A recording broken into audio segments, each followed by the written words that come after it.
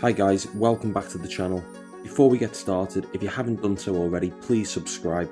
Each and every one really does help the channel. Thank you. Now on to the watch. Regrets. I've had a few. But then again, I could always buy that watch back again. When it comes to watches, we all have the one that got away. The one that we tell ourselves, at some point or another, we'll get back again. Like Frank said, I've had a few. And this is the one I've been thinking about lately. The Oris Aquis in 43.5mm, specifically the 01733-4135-0782405PEB. That's the first and last time I say that reference number out loud. Oris, I'll tell you what I told the librarian that kept accusing me of stealing books. Sort your f***ing reference numbers out. Despite that long reference number, I'll be brief. If you can find an Aquis, like I did, for less than £1,000, firstly, buy it. Secondly, don't sell it. It's that simple. Just look at that dial. The blue is deep and mysterious. Okay, maybe not mysterious. The slight sunburst pops in the sunlight, yet fades into an opaque ocean floor with a flick of the wrist. It looks made for diving, but it also looks like you could wear it under some cuffs. Just look at those polished outer links. The finishing on the bracelet is superb for the £1,750 asking price, but that's if you even did pay full retail. Psst, don't pay full retail. The polished outer links and brushed centre links make this a little bit flashy for a diver, but it also makes it stand out compared to the tired and tested all brushed bracelets that we're used to. You're almost always going to recognise when someone's wearing an Aquis. That's the sort of recognition that none of us enthusiasts admit we want, but we secretly crave. It's a watch with big, bold looks. It's a dive watch boasting 300 meters of water resistance in a 12mm thick case, but that also comes on an integrated bracelet. It's not just another homage that people will mistake for a Rolex. The 120-click ceramic bezel is like a good PC mouse. It's clicky and precise. Take a listen.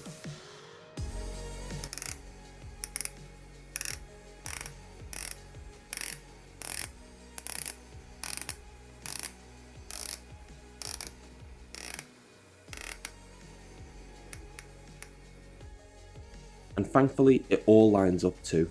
This is a big watch that gets the small details right. Take a look at the lume now as well. I will stop telling you to look at things now, I realise this is a video. The lume is BGW9 Super Luminova, and despite the relatively slender surface area of those hands and indices, it hangs on and glows as brightly as any of the Seikos or even San Martins that I've handled. From the top down, the watch looks a bit of a dinner plate on my 6.5 or so inch wrist, but it certainly doesn't feel like one. Nor, more importantly, does it look like one to the human eye. On camera, it does look a bit like you're telling the time on a £2 coin, but looking down at it in reality, thanks largely to the integrated bracelet, it looks like it wears surprisingly well.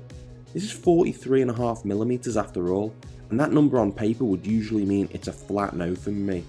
But the Aquis really is the big watch for those of us with somewhat slender wrists.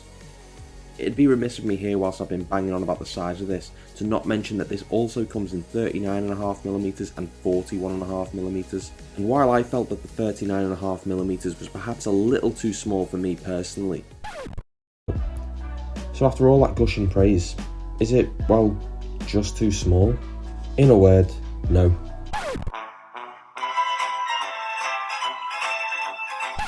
I also wouldn't just assume that the 41.5 case size was the natural best fit.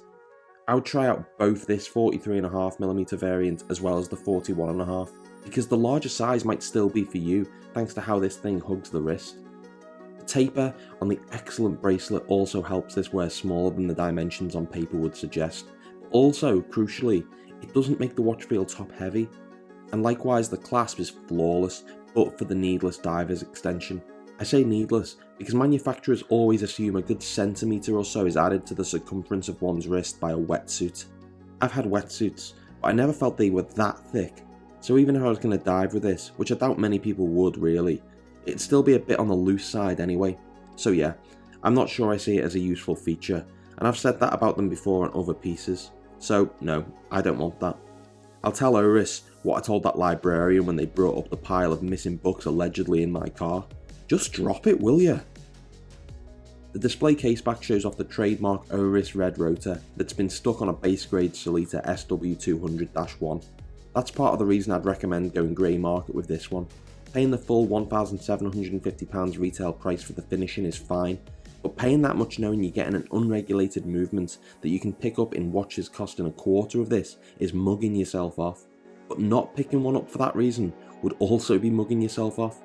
These movements generally run excellently and are straightforward to get serviced, as are in so many watches from so many big brands. Okay, I did promise I'd be brief in this one, and I'm in danger of turning this into yet another tortured simile, so I'll conclude it thusly. If you want a unique, relatively inexpensive dive watch from a brand of heritage, executed to a fantastic standard, and that has enough presence on the wrist to look good both casually and dressed up, then turn this video off and get an Oris Aquis. I'll say it clear, I'll state my case, of which I'm certain. Don't do what I did, you will regret it at some point or another. Thanks for watching, and could you please do me a big favour and hit the subscribe button and the thumbs up if you liked the video. I'll be giving away a watch when I do hit those 3,000 subscribers. So, do you have an Oris Aquis? Do you regret buying or selling one? Do you fancy buying a pristine copy of Pride and Prejudice that I've got in my boot? Whatever your answer, please let me know in the comments below. Thanks for watching, and I'll see you in the next one.